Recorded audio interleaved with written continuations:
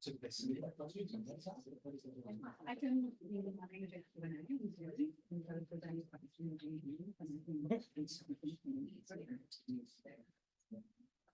But then the final would be separate.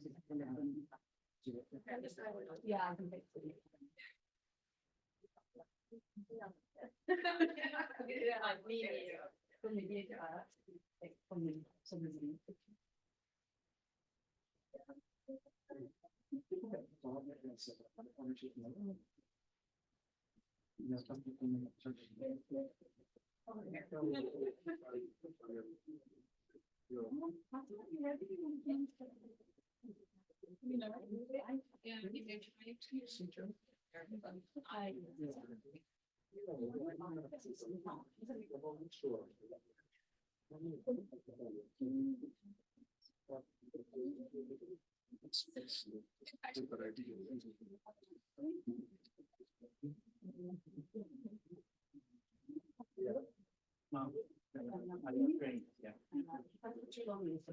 Okay. I'm just make sure that the right question signing off. You want to tell things.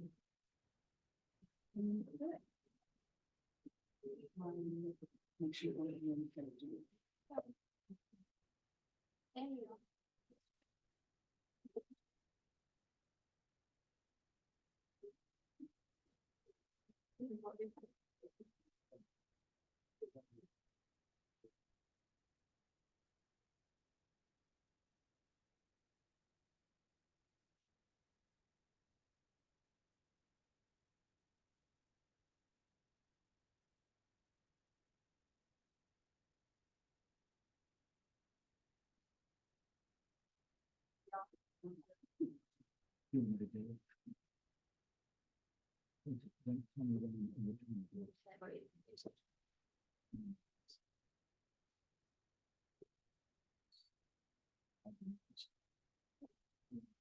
This one like that. We'll share it with the public. Okay. Here.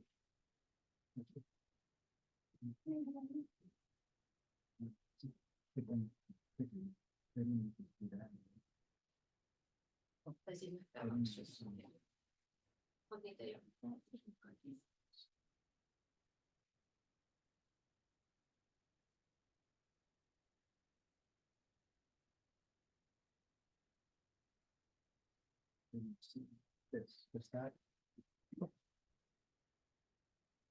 No.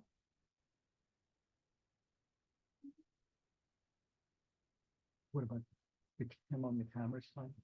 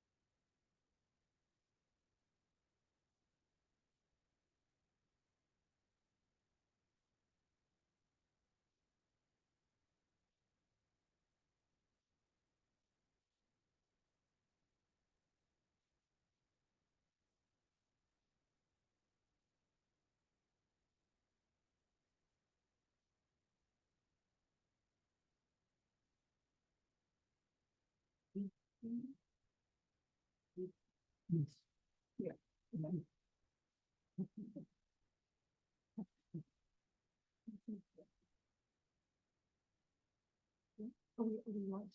I believe so. We can ask them. Are we live? Do you just say, please let me know. Yeah. Okay. I can't know because it's not answering in there. It sounds like I heard like 5 minutes ago.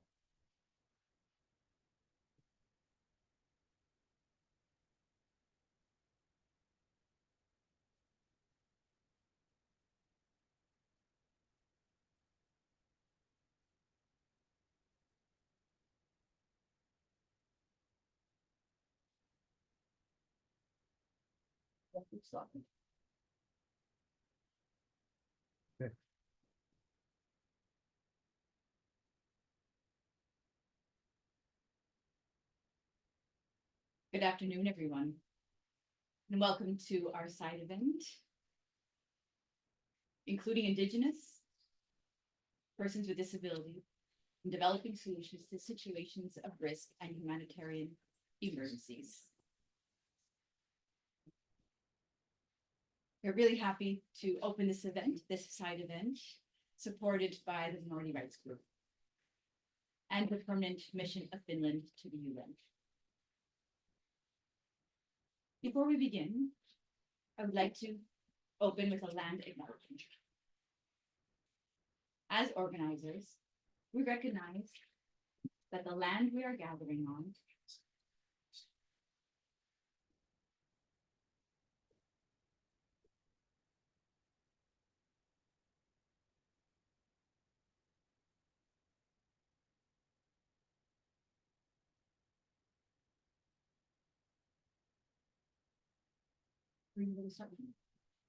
we missed all of it. It's almost off, sorry. Can you just test the mic? We're going to test the mic.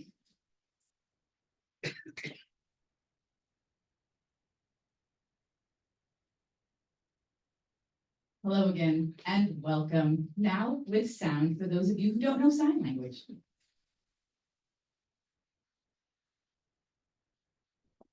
Welcome to our side event, including Indigenous and minority persons with disabilities in developing solutions to situations of risk and humanitarian emergencies. This is co-sponsored by the Minority Rights Group and the Permanent Mission to Finland to the UN. This side event is based in an area where we'd like to share a land acknowledgement. As organizers, we recognize that the land we are gathering on and holding this event is located on the Lena, the Hoking, and the land and waters of the Lenape homeland. These sovereign nations and communities still exist here, and we continue to occupy their lands due to the violent process of European colonization. We acknowledge and offer deep gratitude to them, as well as to the Black and immigrant communities which have helped build this city.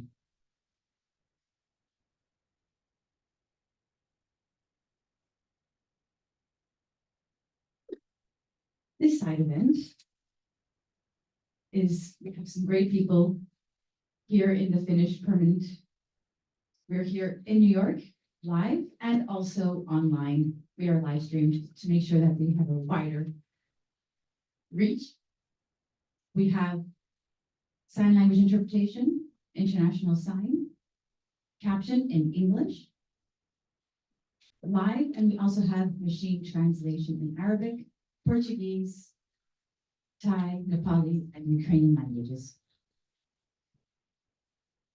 We're looking forward to this side event and with a great distinguished panel. I would first like to start by inviting to the floor Mr. Petri Puhaka, President of Disability Inclusion, Ministry of Foreign Affairs from Finland. You have it there. Thank you very much, Sergio. Ladies and gentlemen, dear friends, I'm very pleased to welcome you to this side event, co-sponsored by Minority Rights Group, our long-standing partner, and the Ministry for Foreign Affairs of Finland. I would like to thank all distinguished panelists, the moderator, of course, and all the participants, be present online. The theme of this event, Indigenous Peoples and Minority Persons with Disabilities in Situations of Risk and Humanitarian Emergencies, combines several priorities of the Finnish foreign policy. Promotion of the rights of persons with disabilities is a long-standing priority in Finland's human rights and development policy. together with gender equality, it is also a cost-cutting objective for all our development cooperation. Advancing the rights of indigenous peoples is another key theme for us, both in our bilateral and multilateral relations.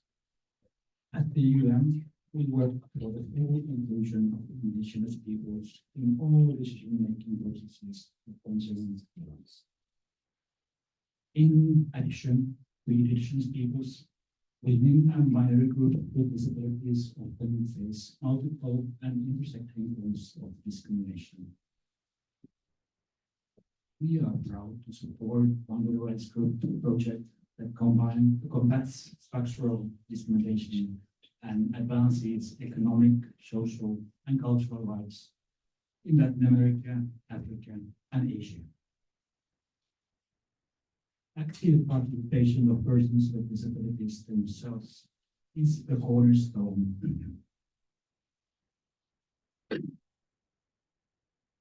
of all disability inclusion development and humanitarian action.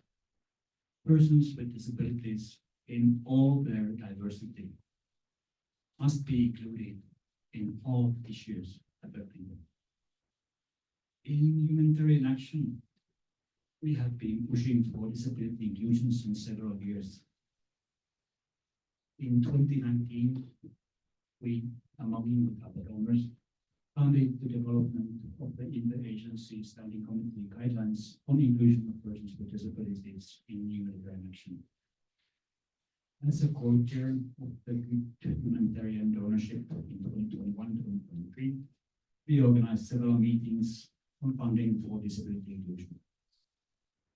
In addition, we coherently discussed the advancement of disability inclusion with our partners in humanitarian action, for example, such as UNHCR, World Food Programme, and International Committee for the Red Cross.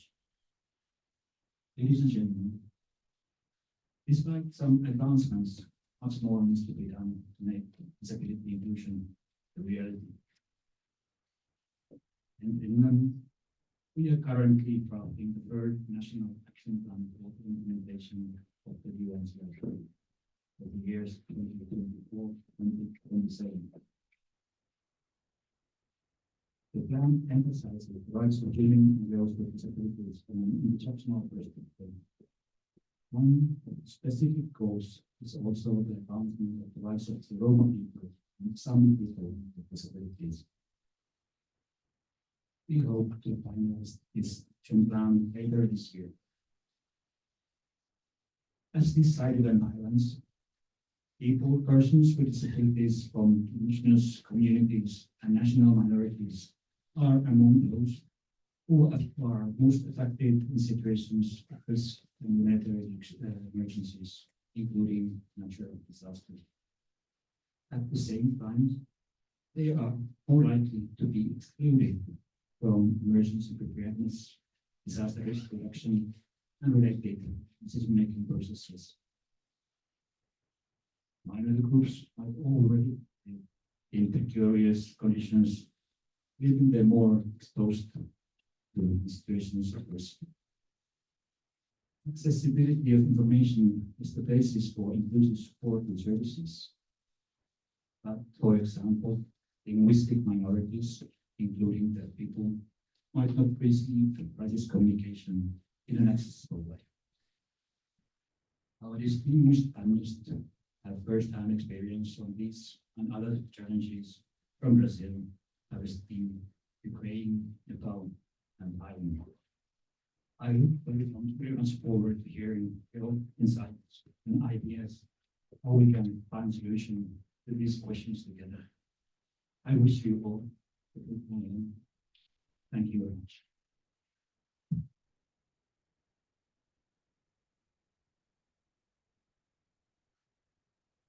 Thank you for your opening remarks. That's some great information for us to discuss further today. I'm now delighted to invite our next speaker. This is Ms. Pratima Guru, Indigenous People Disabilities Global Network. You have the floor.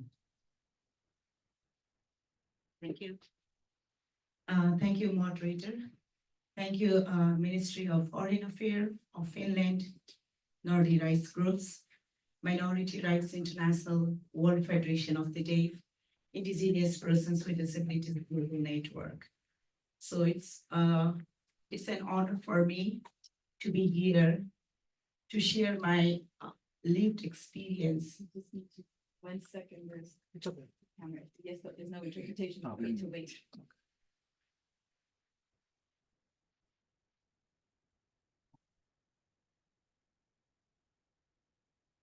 Okay, back. Back. It's my honor to be here representing myself as an indigenous woman with disability from a developing country, Nepal. So indigenous greetings to all of you. As an indigenous woman with a disability and having in this panel, I see among people with disabilities, we represent as an underrepresented groups. Deaf people, women and girls with disabilities, people with psychosocial disabilities, deaf, blind, intellectual disabilities, including indigenous and minority people with disabilities are those who are represented as underrepresented groups. So it's an honor for me to represent these underrepresented groups and talk about the humanitarian crisis that exists within our lived experience in our day-to-day lives with the intersections of gender, disability, and indigeneity. So when it comes to my people all across the globe, we are 54 million indigenous people with disabilities and 28 million indigenous women with disabilities.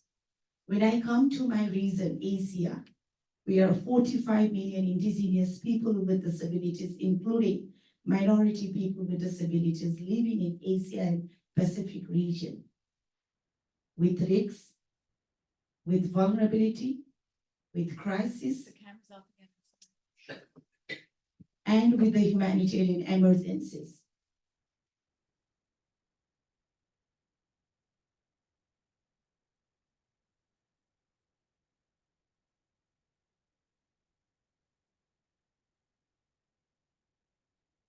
If you look at my country, and if we connect to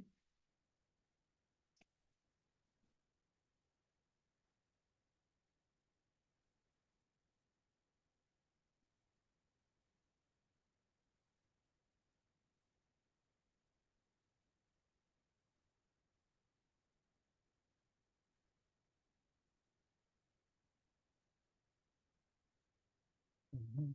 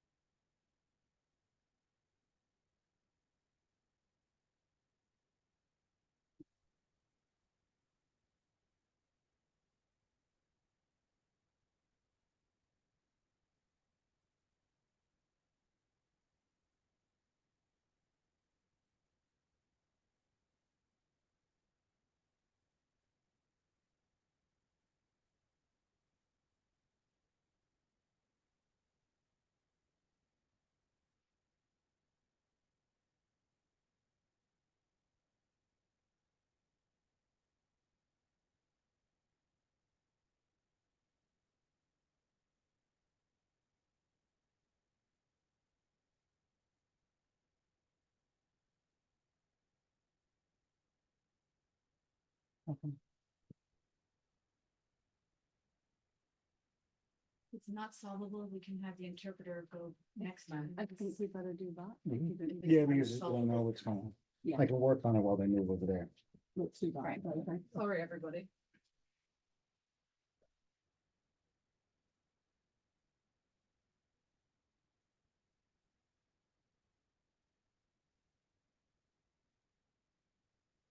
Thank you.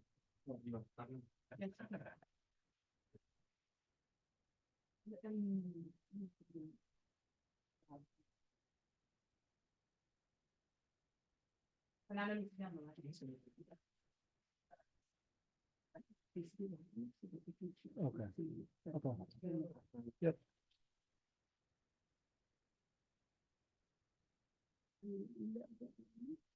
Yes. Apologies for this technical issues. I think we found a solution and we can continue. Thank you. Please go ahead. So if you look at my country lies in the 4th position of the global climate crisis. So as an indigenous people and also belonging to a minority people with disabilities, we have pre-existing systematic, historical, structural discrimination and vulnerability. And that is again connected to our multidimensional poverty, food insecurity, malnutrition, poor health, mental health, including the stigma and the stereotypes that is related with indigenous peoples. The high rates of collective violence and the increasing rates of militarization and conflict, forced displacement of indigenous peoples from their own land territories during the emergencies and in the normal time exist. And this is where we find that we are in the front line of the humanitarian emergencies and climate crisis. Today, we feel that our mountains are melting. We have landslides, droughts, floods, as a natural disasters, but at the same time, we are also elevated with different kinds of health risks problems. And the increasing rates and the prevalence rate among indigenous peoples related with disability exist, and it's in a very increasing rates. The sexual health and reproductive rights of indigenous peoples, including minority groups, the environmental contaminations and the degradations, the loss to our traditional and spiritual ways of life. We are losing our cultural ways and livelihoods. And this has really put us in the very lower spectrum of the society. So having this multiple and intersecting identities, today we find that we are excluded in the meaningful participation of the climate discussion and also the humanitarian risks and emergencies. If you look at the study says, and the study states that Nepal is not an colonized country. However, we have the internal colonization from the dominant group. Today, our forest, land territories, our customary sustainable food practices are lost. 65% of indigenous peoples in Nepal have lost their land territories. And this is where the Forest Act 2019 protects the provisions for indigenous peoples. However, we still face forced eviction, rape, illegal killings, and many gross human rights violations. When it comes to indigenous people with disabilities, 80% of them, they do not have land certificate, and 1.1% is able to access forest. If you look at the violence and discrimination, 94.29% indigenous women and girls are subjected to violence from their counterparts without disabilities. This is a critical condition. The data in different aspects, either in the normal or in the humanitarian emergencies and crisis, reflects about the situation of Indigenous people and women with disabilities, including minority groups. We also have found that as Indigenous people with disabilities, we are not aware about this early warning system during the emergencies, and 85% Indigenous people and minority groups are not aware about this. 80% they lack accessible shelters, and 56% they do not have adequate healthcare facilities.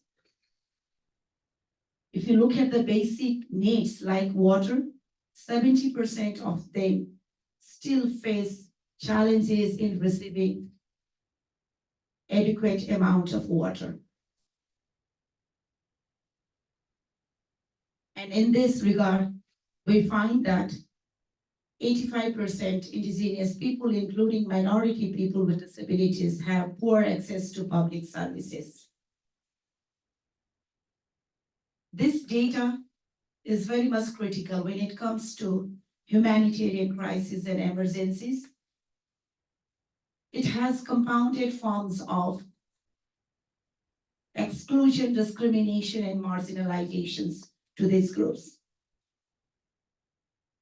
We also find some of the challenges related with this, and those challenges on the ground is related with programmatic challenges, environmental challenges, psychological challenges, and the structural challenges and barriers that we have since historical time. As Indigenous people, we also realize that our ecosystem, our Indigenous knowledge and practices, our Indigenous worldview has been assimilated. It has been used by states in different forms of colonizations. And this is where we find the challenges related with free, prior, and informed consent, right to self-determinations, and also practicing collective rights of Indigenous peoples. When we talk about CRPD, the CRPD talks about individual rights, and it's more about westernized and colonized concept. The Indigenous worldview and the collective rights of Indigenous peoples related with different articles has not been a discussion. And this is where we find the Article 11 on humanitarian crises and emergencies is connected to the rights of Indigenous peoples, including minority groups. Because it's not only about conflicts, it's not only about emergency, it's not only about disaster, but it's beyond it. There are so many contexts and situations that has come across in our life, like COVID pandemic. And there are other kind of crises that has really brought underrepresented groups into exclusion in different forms. And this is where I just want to highlight about the intersection of different multiple identities. And this is where these different multiple identities are left behind. So I would just like to end my presentations about respecting the ecosystem and the skills that Indigenous peoples have. The Indigenous worldview during the COVID pandemic has become one of the best practices across the world. And this is what now we are trying to reflect, going back to nature. So for us as an Indigenous people and belonging to a minority groups with disabilities, the free, prior, and informed consent, including in the emergency response and recovery, we really want to see the intersectional approach to be integrated in all this process. The meaningful participation and the investment for indigenous peoples and minority groups in the disasters, in the climate initiatives, and in the humanitarian crisis is critical.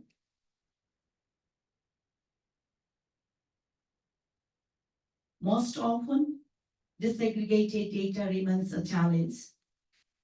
We know that the SDG has clearly outlined leaving no one behind, and every country, every member state has a commitment, but still, we do not find those disaggregated data to be integrated.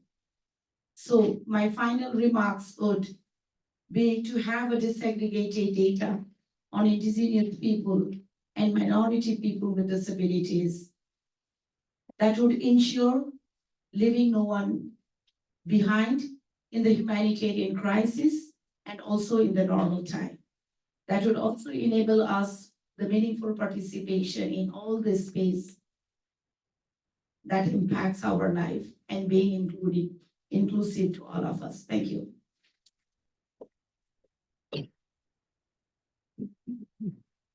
Thank you. Thank you so much for these very powerful comments.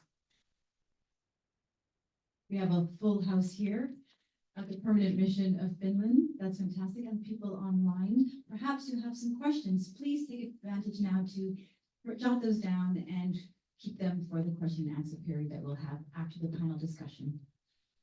Online, you can share your questions on the chat, and we have someone monitoring the chat. I'd now like to continue with our panel discussion. We welcome Luciana Viegas. She is the director of VNDI from Brazil. Vidas Negras con Deficiência Importam. The floor is yours.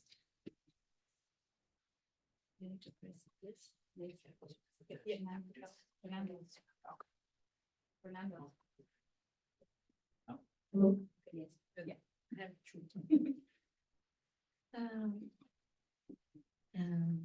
Hello everyone. I speak hello in Portuguese because I have the persons do Brasil here. Olá, gente, tudo bem? Boa tarde. I first would like to describe myself. I'm a Black woman wearing colorful pants and shade of green, blue, and yellow, and white shirt. I wear glasses and I'm wearing makeup today. I want to thank you everyone for listening to the voice of minorities with disability and to all who organized this event. My name is Vidas Negras. I am a Black woman with disability, part global fellow cohort 24, and I represent the Institute Black Lives with Disabilities Network. On Portuguese, Vidas Negras Deficiência Importam, in Brazil. Our institute created opportunities for solidarity between race and disability rights in Brazil and Latin America. Before I start, I need context. When I married Jesus, a Black deaf woman had a found and situation similar to slavery in the house of a judge. After she was rescued, she was sent back to her abuser because the Brazilian judiciary decided that Sonia cannot speak. So she cannot report the violence she experienced. I want to highlight how the colonialism and imperialism impacted African descendants, causing disability and after multiple discrimination for African descendants with disabilities. The situation of the Black people with disability in Brazil is connected to the country colonial history, which included 350 years of slavery for indigenous people and 5.5 million Africans. During these centuries, the Black slave population faced torture and mutilation as punishment lead many to become disabled. In Brazil, we did research with the minority rights group in the University of York. We present to Committee of the Elimination of Race and Discrimination. This research revealed disparities in access to rights such as health, justice, education, and social security. I will share some results. A Black person is a 2.6 times more likely to be murdered than a non-Black person because the Brazil operates as a death policy targets African descendants, especially in favelas. So Black people with disability in Brazil live in favelas, are more likely to suffer violence. The case of the Hildebrando is significant. Hildebrando is a young Black man from favela who was killed by the police and in his home without opposing any threat. The police claimed he was armed and traded, but Hildebrand is a blind. Another case is Genivaldo, the Black neurodivergent man killed by federal highway police, with torture similar to Nazi gas chamber. The police claimed Genivaldo was explosive during the approach, but the local residents filmed the event and disproven this. The lack of this intersectionality exposed the alarming situation faced by African descendants with disability, especially in Brazil and Latin America. Brazil is the country that kills most Black people. Every 23 minutes, a young Black person is killed in Brazil. This relates to the genocide that happened. This relates to the genocide that happened in Palestine now, when in 2010, Brazil makes the agreement with the Israel military to exporting technologies and strategies for exterminating minorities. It showed the world that colonization is not over and the colonizer share with their technologies. Brazil don't collect data on the real situation of Black people with disability. There is a line between the homeless and institutionalized population that we don't have data on. Lack of data is data. Systemic ableism and racism have a change and an update. They continue to describe the violence, the oppressions, people like me and my son, Luis, no-verbal autistic Black boy, surface. How you can talk about the restorative justice without the consideration this perspective of the African descendants with disability face a multiple discrimination barriers to access and report their experiences. Minority groups with disabilities are doing important work around the world to build a more inclusive future. But there are few opportunities to them to speak.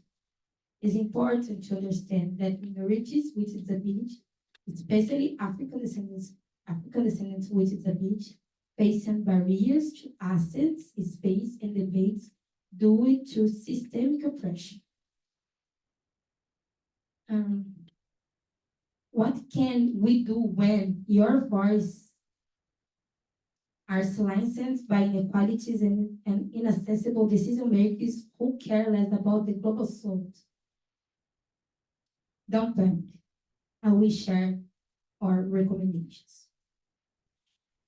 Promote inclusive platforms to amplify the voice of the people and the risk in emergency situations and straight solidarity among the communities impacted by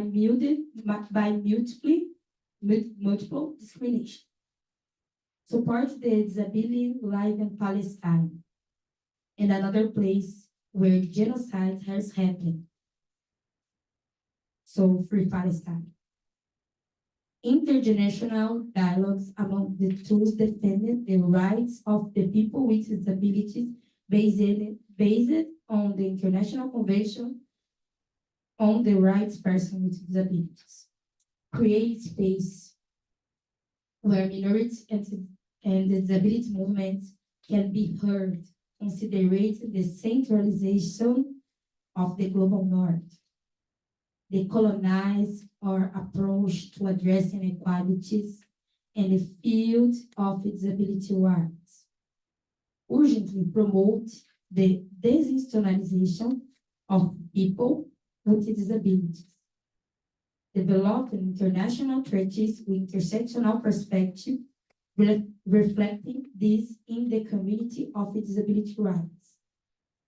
If we don't think about the intersectionality, we will reproduce the same inequality the systems create. We need to rethink the future we want. The future I dream for me and my son and a 6-year-old black boy with disabilities is a future where decision-making process has based of the principle nothing about us without us. We needed to challenge inequalities and disrupt inequality, embrace diversity until all perspectives are considered. Thank you for opportunity.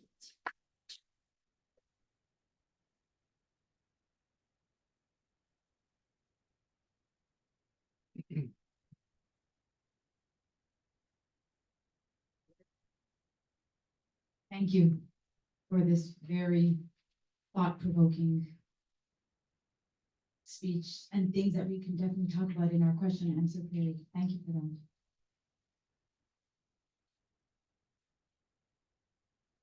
I am the president of the World Federation of the Deaf, and the next two speakers are members of our federation. We first have the president of the Palestinian Federation of the Deaf. And the UN recognizes deaf people and their minority as a linguistic minority. And so when we look at people that are of a linguistic minority, they are double right holders. So they are not only disabled, but they're also part of a linguistic minority. We first have with us Mohammed Nazal, the president of the Palestinian Federation of the Deaf. We have a 5-minute video with us.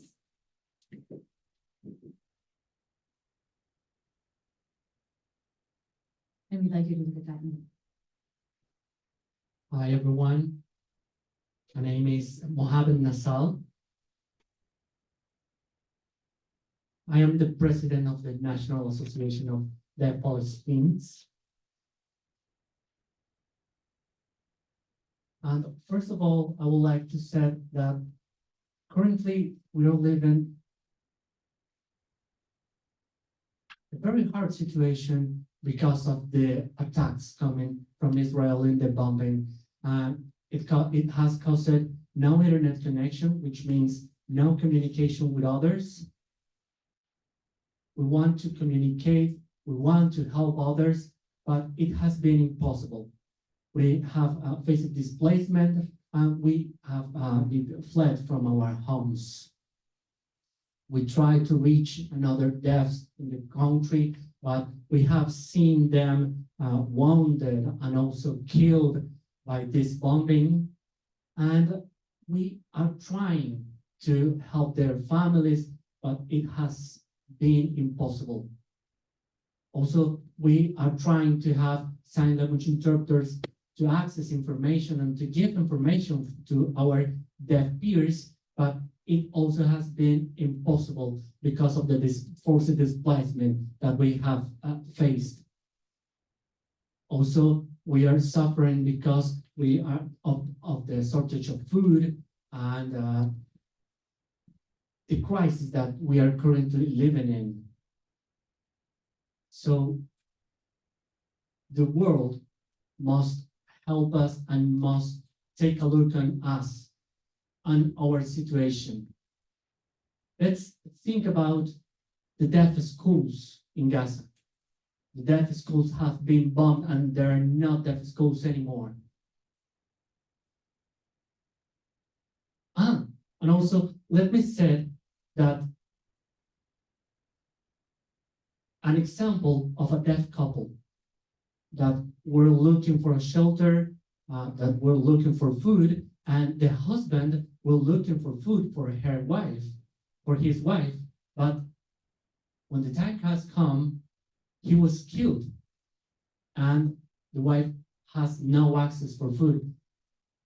And there was no other there to help her and their sons. She was trying to reach to other families in Gaza, and it was very impossible for her to reach their family. And let's think about this forced displacement to Rafah. Many of deaf people have not achieved to reach Rafah because of the bombing that has occurred in Gaza. Only few of deaf people can reach these places. And also, let's say about the sign language interpreter situation. Most of them want to help deaf people, but they also have their own families, and they need to look for their own families. So this is why we're saying that we need to work to help us and to cease the fire now and to stop this war. We're trying to looking for funds in order to help our deaf peers. But this has been a very hard situation, and the situation has been extended a lot of time. We're trying to help our deaf community here. And we thank also the World Federation of the Deaf for the work that they have been done in order to help us. Also, there's a lot of deaf person that has been jailed and has tied by their hands, and they cannot communicate with others since we are sign language users. Maybe you have seen this situation in the news. Maybe you have seen all of the attacks coming in Gaza and all the situation that women and children are living in. I'm not going to extend my participation here, but to say thank you to everyone.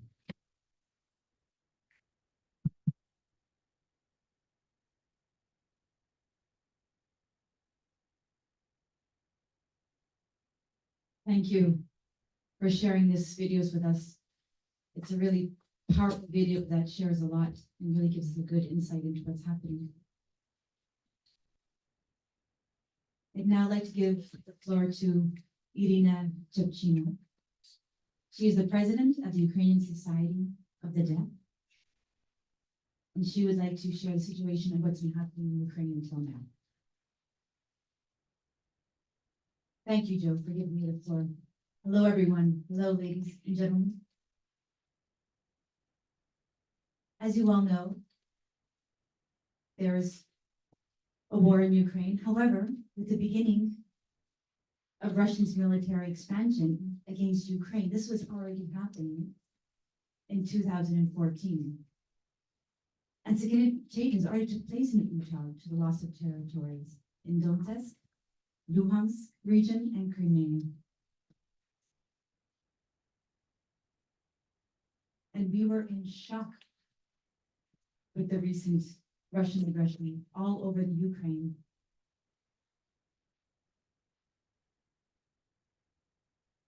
We know that 6,000 refugees left. We have 712 of them were children, and another 9,000 deaf Ukrainians were forced to leave their homes and move to safer places in Ukraine.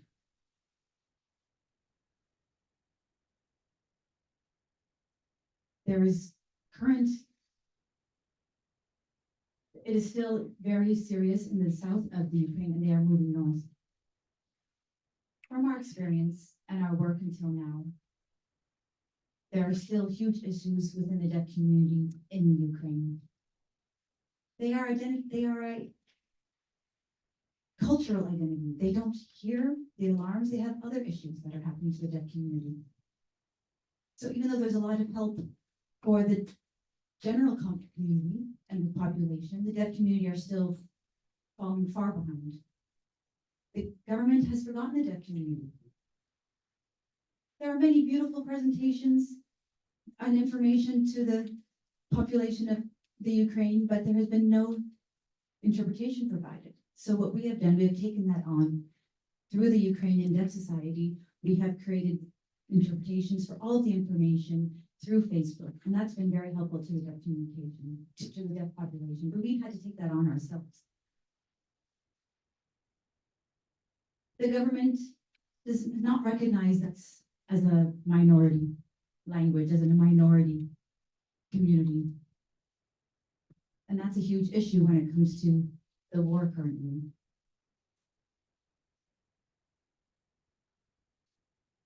A big part of our identity is rooted in sign language.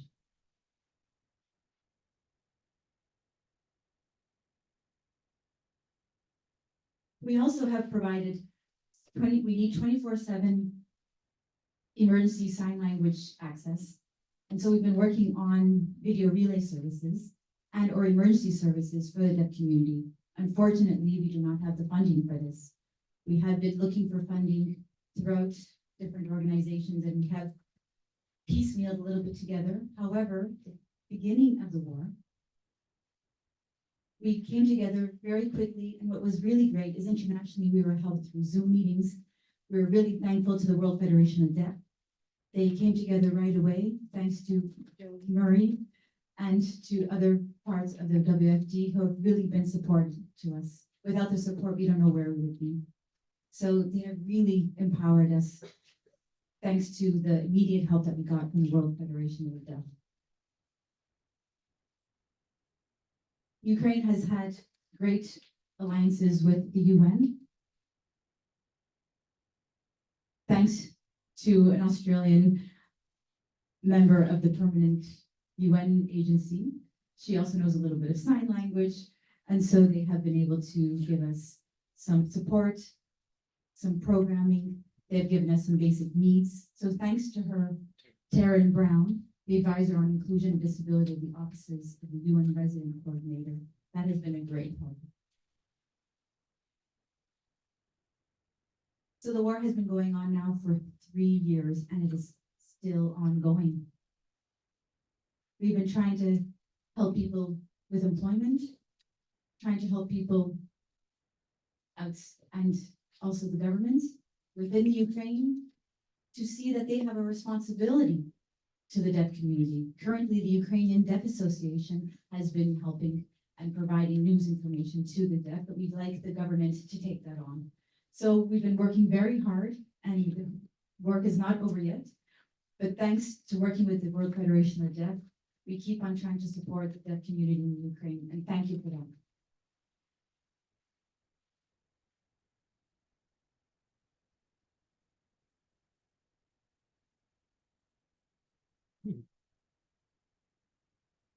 Thank you, Irina.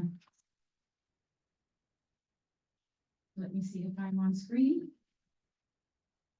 I'll wait for the screen to capture me.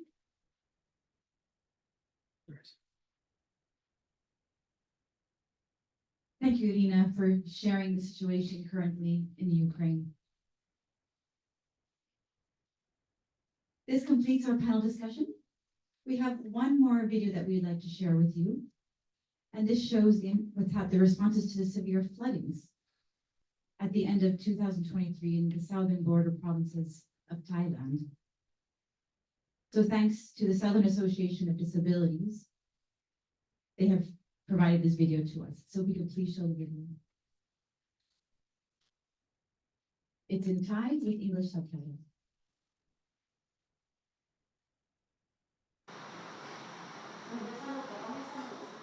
The flood that came this time was muddy. It wasn't just water, it was mixed with mud. A According to the oldest elder in our village, who is now 90 years old, this is the worst flood he has ever seen in his lifetime. This is the first time there has been such a severe flood. The flood came very quickly this year. In less than 10 minutes, the water was already here, and within half an hour, the whole area was like a sea. That night, the flood waters rushed in very quickly. I hadn't gone to bed yet when I heard that the inner area was already flooded. My aunt told us that the water level there was already waist high, so we all helped each other move our belongings to higher ground. While we were packing, I didn't think the flood would be that bad. We thought that by raising our belongings above waist or chest level, we would be safe, but we were wrong. It took us about 20 minutes to pack our things, and then we had to stop because the water had already arrived.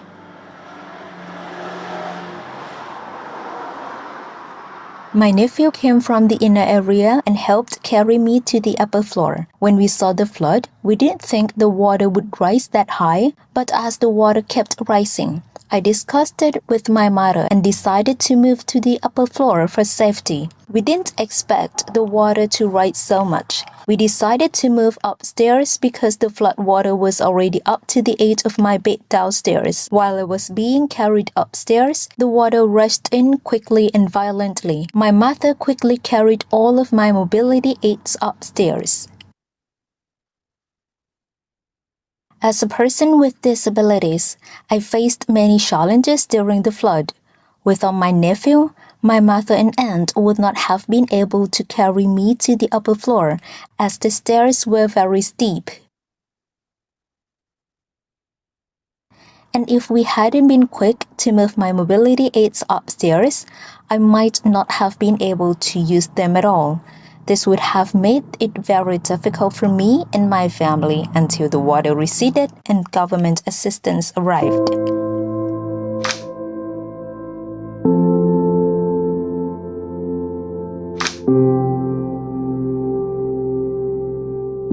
If possible, I would like to suggest that all government agencies involve people with disabilities or staff who can be our voices in planning, developing policies and procedures related to disasters that may occur and affect people with disabilities. As I've mentioned, practical assistance for people with disabilities is often overlooked by the government in times of disasters. Additionally, providing this assistance is complex, as it involves both essentials equipment and aids. If these items are damaged during a disaster, people with disability will face significant difficulties if they do not receive appropriate relief and compensation. In addition to the assistance mentioned earlier, I would also like to request that the government provide emergency shelters in every village with residents who have disabilities. Besides flood, we now face drought that cause dampness and bed sores among mobility impaired individuals. Special health care is urgently needed. We need government assistance on this matter too. มันจะไม่อมน้ำมัน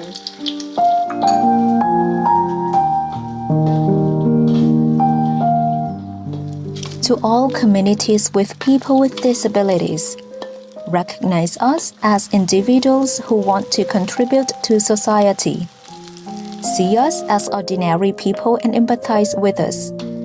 Support and accept us as part of society.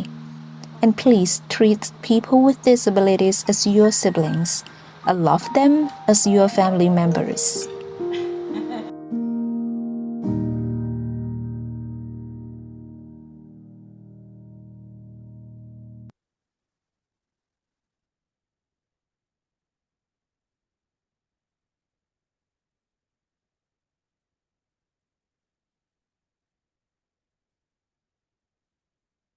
Wow, that was also quite a powerful video. You can actually see the effects, and you saw the last sentence. People with disabilities are part of your community, and they're part of our society. And that means we need equal support and equal access to any disaster plans that are being made. because you can see what happened here. And I think everyone on the panel recognizes this and has experienced this, unfortunately. We now would like to open the floor for questions. If you have a question specifically to a panel member and or just a general question to all the panelists, we would like to now open up the floor first to the people here in the room. And at the same time, we will look at any questions online. If you have a question here in the room, please go ahead and raise your hand and we will please wait for the floor or the microphone to get to you before you ask your question. Thank you. If you're deaf, please come to the front so that everyone can see your question in sign language. Thank you.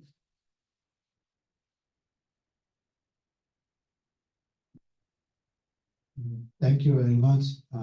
And really thank you for having this event, because persons with disabilities has been mentioned as the largest minority in the world, as reiterated.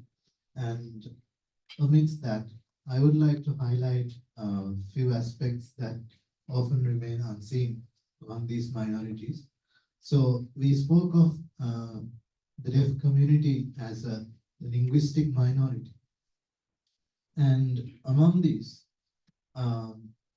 like the linguistic minorities also include the people like the ones in our country. For example, in Sri Lanka, if I would ask you, what's the language that's being spoken? Many of the people in the Western world would say it's Tamil, but in fact, it's a language called Sinhalese. And the reason why I bring this up is because in the modern realm of digital accessibility, our language is stranded. You all may know of the Marrakesh Treaty that's there to sort of advocate for digitizing, providing accessible formats of various publications for the print disabled. And in that space, because of various issues, the lack of attention paid by the companies responsible for content dissemination, our language is not properly being included.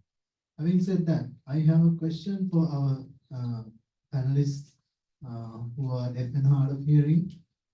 In my country, there are two subsets of sign language because we wanted to represent the two minorities who speak the two languages, two linguistic diversities. That is to say, we have Sinhalese sign language and Tamil sign language.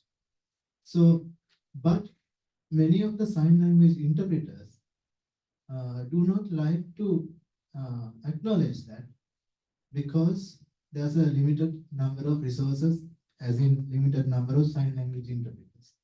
Do you experience this situation in your countries?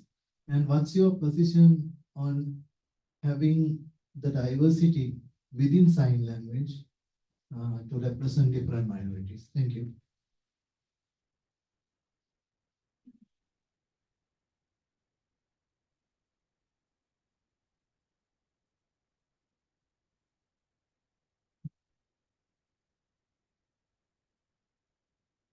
Thank you for your question. The UN Special Report on Minority Issues recognizes that they recognize sign languages as a minority language. And minority rights also recognize sign languages as the language of minorities. When we're looking at people from Indigenous and or minority groups, yes, the world has over 200 sign languages. One country can have one or several sign languages. So we definitely recognize more than one sign language per country. And all of these languages we see as equal languages, and they deserve the respect and recognition as full-fledged languages. And in the UN Convention, there is the article to promote and to promote all sign languages. That's why there's overlap with minority languages and also an overlap with minority groups. And we do need to be careful that one sign language is marginalized more than another. I don't know if there's any other panel members that would also like to speak to this. Fatima, when you talk about Indigenous languages and minority languages, would you like to speak to that?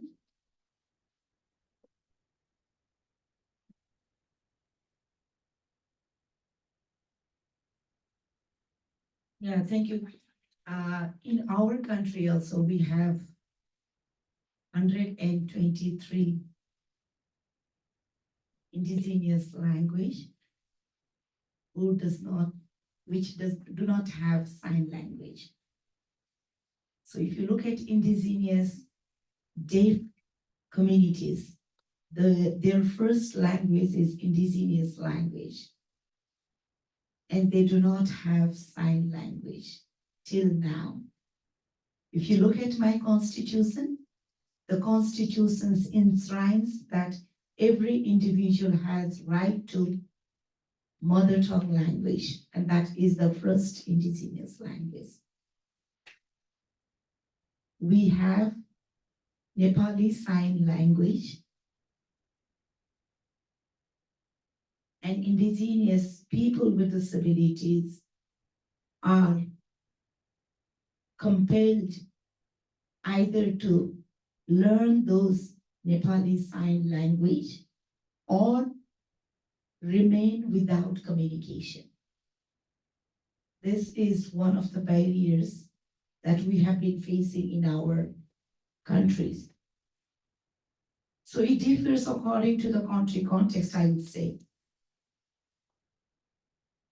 It's also the kind of effort that the deaf people in the respective countries are doing.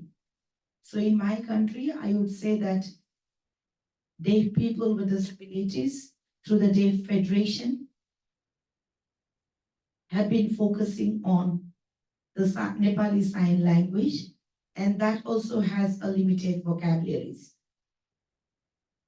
And this is the challenge that when it comes to the multiple marginalized identities, as an indigenous, as a deaf community, the challenges remains in a very compounded form. And we are not able to bring, okay, this is the standard format for all people. When it comes to minority groups like Madesi, people with disabilities, they also have their own local language. And that has also not been integrated into the national sign language. So these are kind of complexities we have been facing.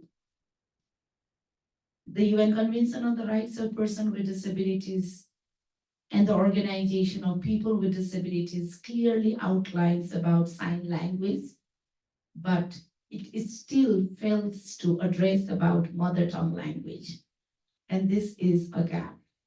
So when we do our advocacy, it is equally important that all languages are respected in an equal basis. Thank you. Thank you. I fully agree. It's really important that Indigenous deaf people have right to their own sign language. Whether it's their national sign language or an Indigenous sign language, but that they are part of the Indigenous community, that they learn their traditions is really important for them as well. Thank you for highlighting that. We have some questions online, so I'd like to hand that over to you. If you can share the questions from the online participants. Thank you. So we have a question from the online audience. Hello to everyone who's watching online, and thank you for joining us. So the question is, how can we develop solidarity between disability movements across different countries? And I'm going to translate that into Portuguese, just in case Luciana would like to answer. Como podemos desenvolver a solidariedade entre os movimentos de pessoas com deficiência em todos os países?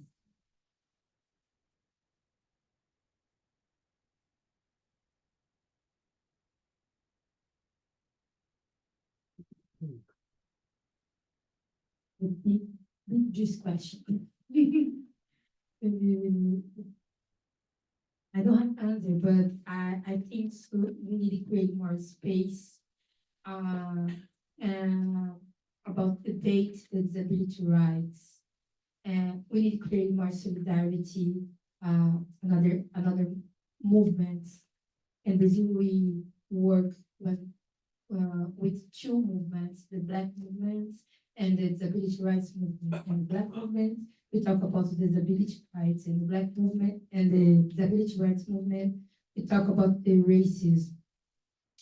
Is really difficult because we created the idea about the solidarity is everyone is happy, is comfortable, but the solidarity between this movement is tension too. You need a tension because when you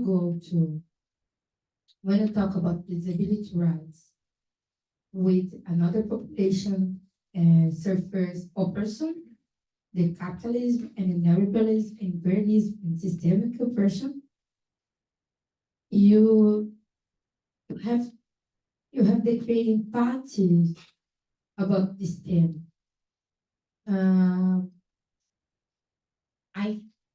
I think that we need more creating this space for debate and solidarity, and you have to bring to debate the minorities with disabilities. All the perspective have to bring to debate, because if you don't have the all perspective, is not diverse, is not inclusive, and we try to do this in Brazil, and you have good practice, you have success. It's not so much when I say I have success, you say, oh yes, you can do it, and share for everyone. Oh, because all the countries have the contest, but we need to try.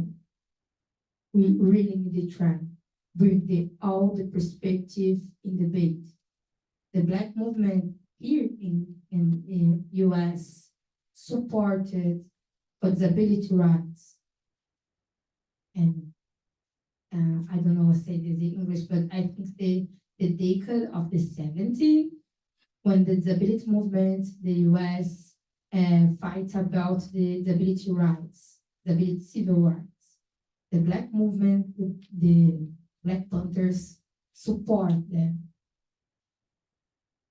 We just need to look for the past for creating the future. I think so. That's it.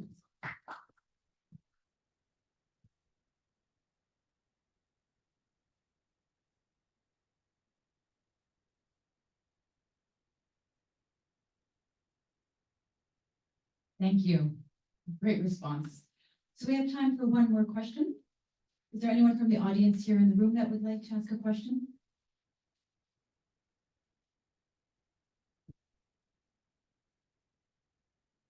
If not, I do know that we have people online very eager to ask a question, but I'd like to give the floor 3, 2, 1. All right, to the online question then. Go ahead. Okay, so we have another question online, and also, we'd like to also give the floor back to Mohammed for 1 minute after we've answered that question, if possible. So the question online: what is good practice that you've seen in the international disability advocacy space in terms of developing solutions in situations of risk?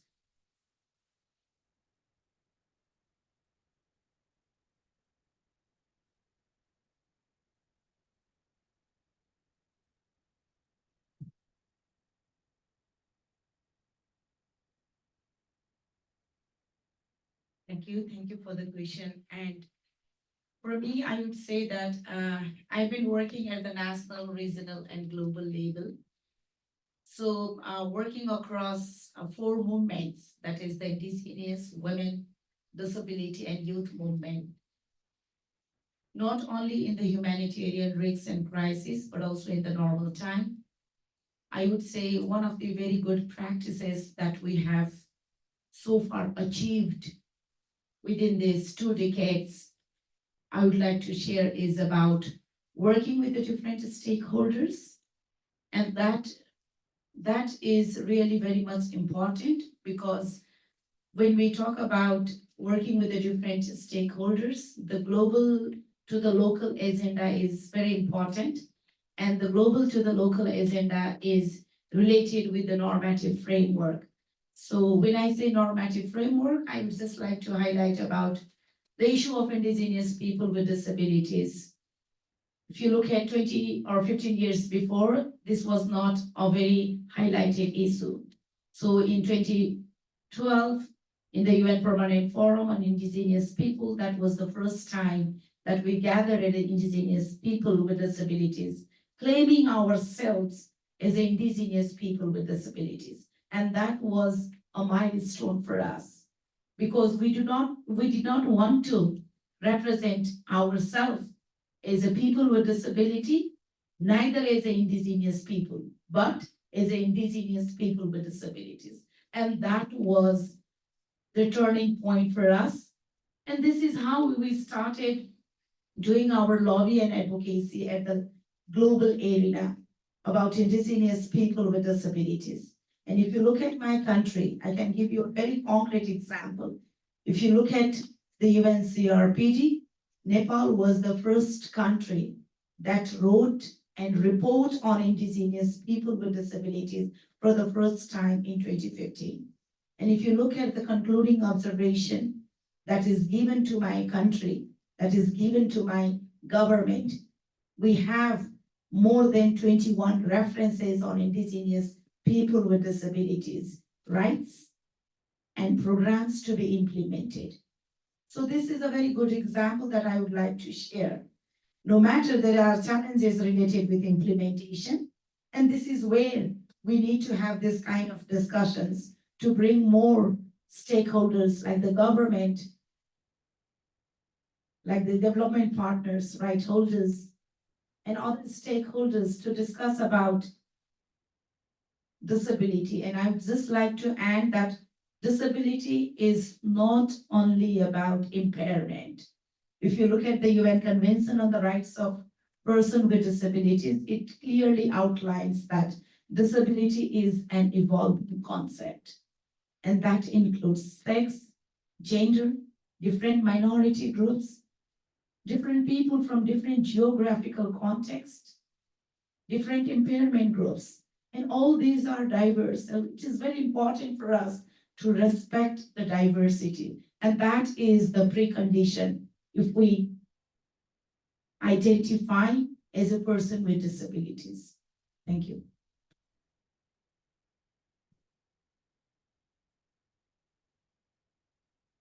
Anyone else want to add from the panel? All right. Thank you. Those were beautiful closing remarks, actually, for this side event. Thank you. What we see is that in the different situations for people with disabilities, there are disability rights movements, there are indigenous rights movements, minority rights movements, humanitarian movements, and all of these movements realize that they have one thing in common. They have people with disabilities in all of these movements. And this is a great opportunity for us to show that in all of these movements, the one connecting factor is that there are people with disabilities in all of them. And that we can continue to spotlight this,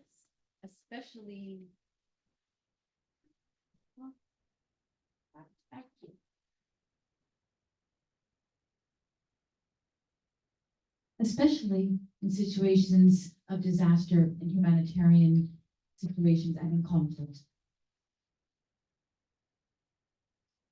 Before we close, I would like to give the floor to one of our panelists from Palestine, Mohammed, once again.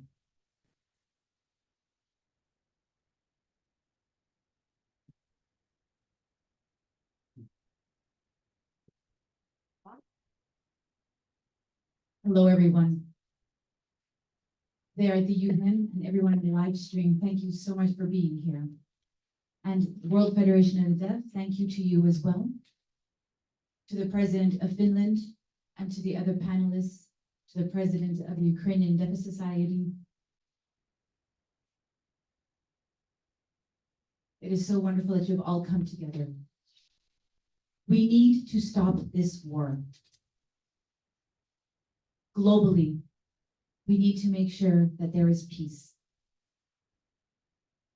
What we see in Gaza today, the horrendous bombings, the lack of communication, the death, this needs to stop. Thanks again to the WFD, to the Finnish embassy for deciding this out, but please, please stop this war. Thank you. Thank you very much.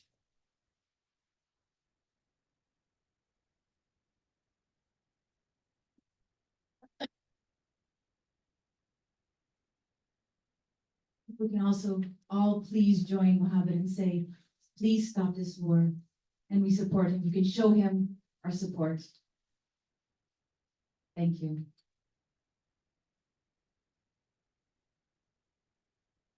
Thanks again and continue the good work together.